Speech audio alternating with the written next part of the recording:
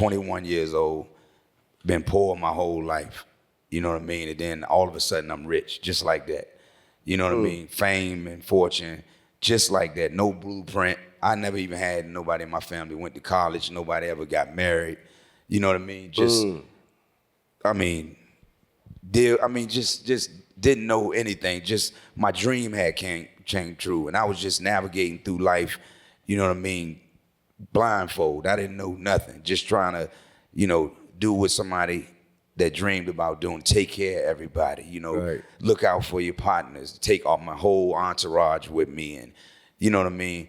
And the smallest thing is like my look, you know what I mean? They crucified me for that in the beginning. My cornrows, like I was 21 years old, I was going to different cities and barbers would fuck my hair up.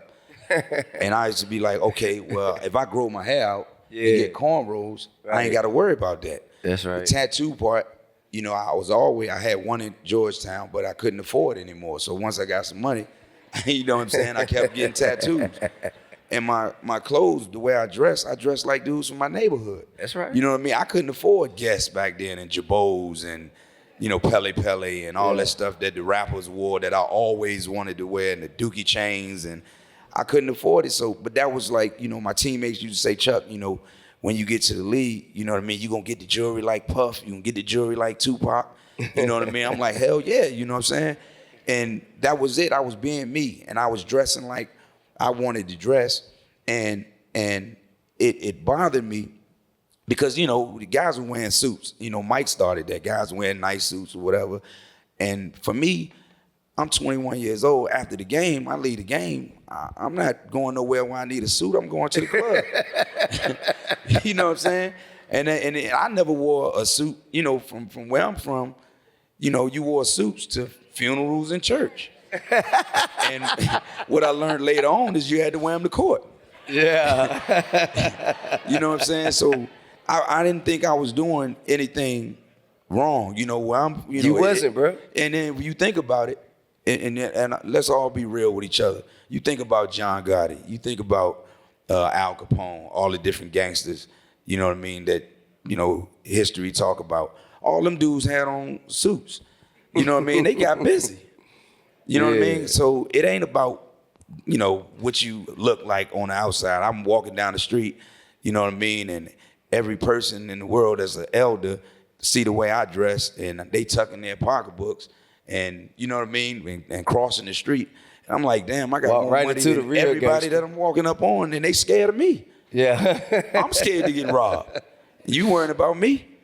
Hey, let's talk about freedom. That's why this is an American story, all right? So freedom is when you can do what you do, being yourself, genuinely, all right, without having to apologize to other people just for being you. That's what freedom is.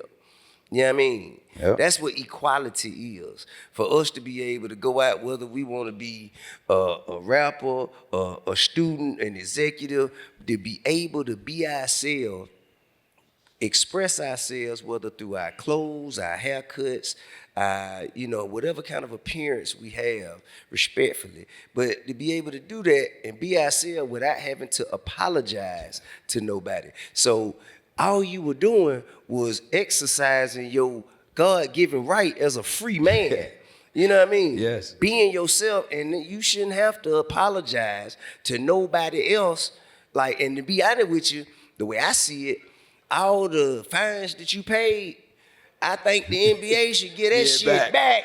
You feel me? No, because for real, it ain't even no issue no more. And they see they were wrong. They should get that money back. The crazy part about it is now it's a thing. You look at the NBA games, everybody they got a red carpet. Yeah. You know what I mean? Like it's like how much money you paid? How much money you paid? I don't know, man. On paying blank the fine. check. Now roundabout number, I know. I took the ass whooping for guys to beat them. If you look at the NBA, all these guys got different games. You know what I mean? But if you have them all dressing in what's the excitement of that? People want to feel good when they wear something when they go out. You know what I mean? When I go to the club, I come downstairs and meet everybody. we having a battle, me and my homeboys, like who the flyest. You know what I mean? Like that means something to us. That's right. And when you go to work, you want to feel good. You want to, you know what I mean? You want to look good. You want to feel good about yourself. And you know, I'm just glad that the younger cats give me my flowers of taking the ass whooping so they could do that one too. Man, right on. We definitely appreciate it. You know, Deion Sanders say, look good, feel good, play good. Hey, man. Play good, they pay good. You know what I'm saying? That's right. Hey, man, I believe in it, man. I'm going to read you 2 definitions, bro. And before I do that, I'm going to tell you, I see a lot of similarities in us. You know what I'm saying? Not that I can play basketball, because I can't. I can't at all. And I get into the story of why I can't play basketball later if we have time. But when we first came into the game, our respective industry, we both came in poor. We both, you know, dealt with tragedies and, you know, have a certain level of trauma associated with our lives before we got a chance to walk into living our dreams. And also, we both have kind of been seen as motherfuckers who did their thing but could have done it bigger had we accepted being someone that we weren't comfortable being. You feel me? Had we conformed to a certain industry and did what they wanted us to do, we could have been way bigger than our contemporaries, given our skill sets, our talents and ability. But we said, nah, I'm more comfortable being me right here. So I respect that about you because I feel that shit every day. You know what I mean? Mm-hmm. Also, we both came in and gave ourselves a name that offended other insecure motherfuckers. You know, and we inherited a bunch of bullshit because of it, because other motherfuckers weren't as confident as we was in ourselves. Right. I called myself the king of the South, and you called yourself the answer. Right. And everybody was so offended just by a word, you know what I mean? A motherfucker was offended by you calling yourself the answer when they didn't even know the fucking question. Right. They didn't even say answer to what, you know what I'm saying? Yeah, like, they like, why dare he, you know what I mean? And I feel like that happened to me when I said I was king, when I didn't say I was the only king, nigga, you know what I mean? I just said it first, you know what I mean? How do you feel that shaped your career? You know what I mean? How did that guide you on your journey? The easiest thing, to answer your question, the easiest thing I think in life is to be yourself. That's the easiest thing. The fear, it wasn't even really a fear because I know myself, but I didn't never want to look in the mirror and not recognize the person that the people from home, you know what I mean, couldn't recognize. Yeah. You know what I mean? I you know, everybody, I've never met a person in my life that said Chuck changed once he got some money, once he got some fame. You know what I mean? I was always used to being, you know what I mean, famous. You know, I just didn't have no money. That's real. You know what I mean? I remember being 8 years old, going to the barbershop, and dudes like, yo, 15, 16, 17-year-olds, like, yo, that's him right there. That's the dude. You know what I mean? That's going to be the one. You know what I mean? So me being myself and it still is, it's easy to me. And I think it's a disrespect to God to want to be some. Now, I wanted to be like Mike, you know what I mean? But I never wanted to be Mike. On the court.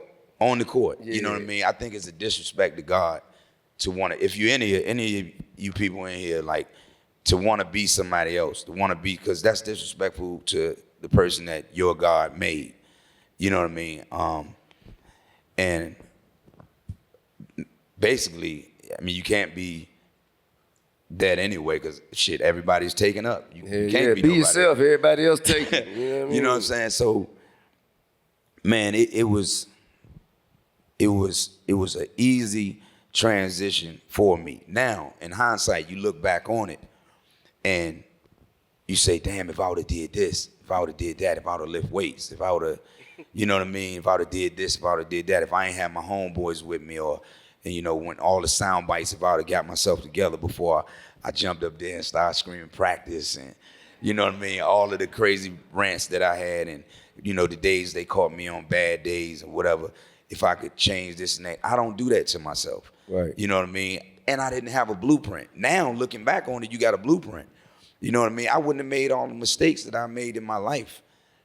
You know what I mean? I wouldn't have never felt like it would have been a plan. I would have had a plan. You can't take care of everybody, Chuck. You can't take care of all your homeboys, all your family members, everybody that don't have to work no more or whatever. I thought I was gonna be the exception to the rule. I thought nobody could tell me that I couldn't do it.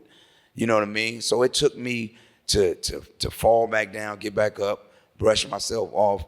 And now, with me knowing a lot of the stuff that I know now and I didn't know then, you see the pendulum swinging. You see, you know what I mean, my evolution, my maturation going into a whole nother level, my growth.